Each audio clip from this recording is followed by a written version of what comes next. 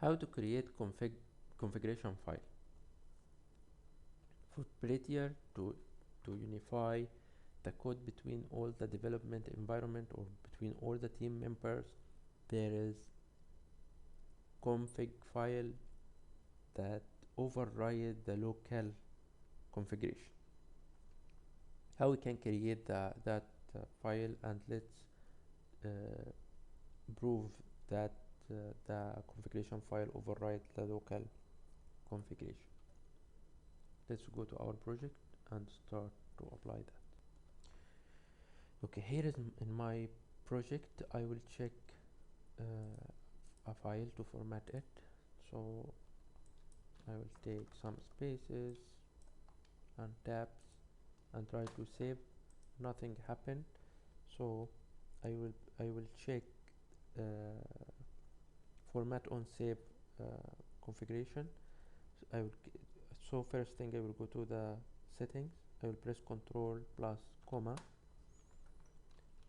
format on save, and I will active this option. Now I will save. Great. So how I can create, let's check something else, the semi prettier, which put for me, or in the format or in the save, the semicolon. So I will press Ctrl comma and I will write semi prettier and remove this option.